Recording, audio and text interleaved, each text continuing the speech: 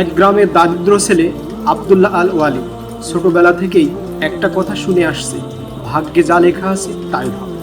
কিন্তু ওয়ালিদ জানতো না ভাগ্যে কি লেখা, আর সেটার উত্তর পাওয়া মানুষের ক্ষমতার বাইরে।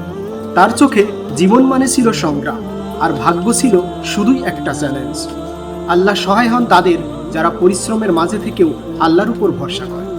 রাতে কেরোসিন বাতির আলোয় বই খুলে বসত, নিয়মিত সালাত আদায় করত, সিয়াম রাখত, আল্লাহর কাছে বলতো, হে রব, আমার চেষ্টা যেন ব্যর্থ না হয়। গ্রামের অনেকে বলতো ও গরিবের ছেলে, ও কত দূরই বাজাবে। কিন্তু ওয়ালিদের বিশ্বাস ছিল, যদি ইচ্ছা থাকে আর আল্লাহর সাহায্য চাওয়া হয় তাহলে সব কিছু সম্ভব। পরীক্ষায় ভালো করলো, শহরে গেল, টিউশনি করলো, না খেয়ে থাকলো, পুরনো জামা পরে ক্লাস করলো, কিন্তু স্বপ্ন থেকে এক চুলো সরে দাঁড়ায়।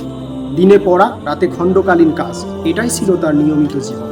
কয়েক বছর পর ওয়ালিদ আজ দেশের একজন সফল প্রকৌশলী। নাম আছে, সম্মান আছে, আর সব থেকে বড় কথা, সেই সৌভাগ্যকে সে নিজের ঘামে লিখেছে।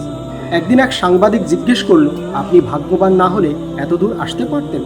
ওয়ালিদ হেসে বলল, ভাগ্য আমার দরজায় আসেনি, আমি দরজায় দাঁড়িয়ে ঘাম দিয়ে তাকে জয় করেছি। ভাগ্য কারো অপেক্ষা করে না, ভাগ্য সুযোগ খোঁজে তাদের যারা সততা আর পরিশ্রমের মাধ্যমে আল্লাহর উপর ভরসায় অটল থাকে। কারণ যারা লড়াই করে চলে একদিন নিজের ভাগ্যকে লিখে, তাও কলমে নয়, নিজের ঘামে। ইনশাআল্লাহ।